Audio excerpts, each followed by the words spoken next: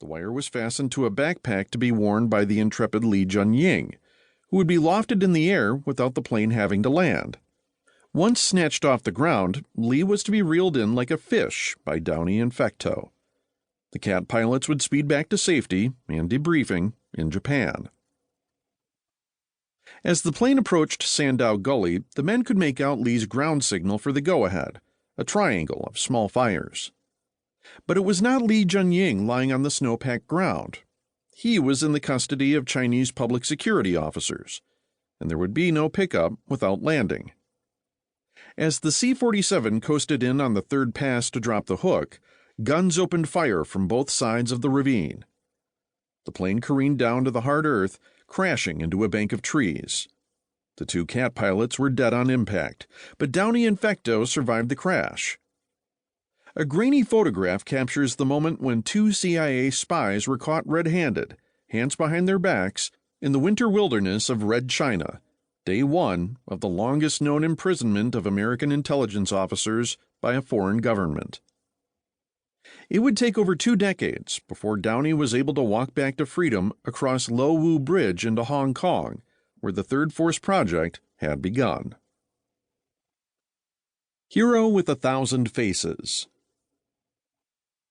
The seed of this book was planted one day in November 2014, as I learned about the events of November 1952 and Jack Downey's obituary in the New York Times. I was teaching Chinese history and international affairs at Yonsei University in Seoul, South Korea, having returned to academia from a stint working on U.S.-China relations at a non-government organization in New York, the Asia Society. Before that, I had spent a dozen years studying at Yale, with extended periods of language training and historical research in Beijing, Nanjing, and Taipei. Given my background, I wondered how I could never have heard of Jack Downey, Yale class of 1951, sent by the CIA to fight in the Korean War, imprisoned in Beijing for over 20 years. How could our paths not have crossed when I was at Yale for undergrad, or when I returned to New Haven for graduate school, with Downey living nearby as a retired judge?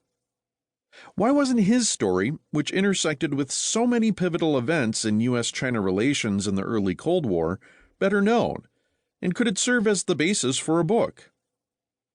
My friend Evan Osnos told me he was intrigued by the same obituary, but whereas he regretted it was too late to talk to Downey and profile him for the New Yorker, I had just the opposite reaction. As I tell my students, the simplest definition of history is the study of the dead. Soon, I was immersing myself in the worlds that created the failed covert mission of Jack Downey and the counter-espionage coup of the fake Li Junying.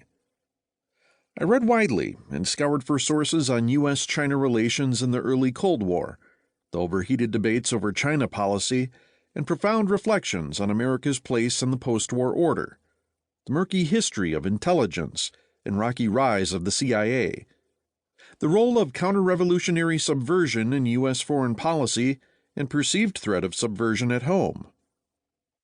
I delved into the civil, international wars in China, Korea, and Vietnam that reshaped East Asia, and tracked covert activities along an archipelago of subversion radiating out from the islands of Hong Kong, Taiwan, Saipan, and Okinawa, with targets reaching all the way to the Manchurian mountaintops and Tibetan plateau. I pulled the thread of the Third Force, studying writings by its philosophers like Karsun Chang, generals like Zhang Faqui, and admirers like George Marshall. The research allowed me to re-examine aspects in the construction of the early Maoist state, from the deft diplomacy of Zhou Enlai to the thick security apparatus overseen by Lo Ri-Ching. The histories of early Cold War America and high socialist China presented unexpected and unnerving parallels, despite their obvious and profound differences. As happens when inspiration meets with reality, the nature of my project shifted along the path of research. My attempt to reach out to the Downey family went unanswered. I learned of book projects in the works that would tell the story of his life, and, above all, the more research, reading, and drafting I did, the less my manuscript had to do with the person Jack Downey. Historians stress the importance of agency, a choice.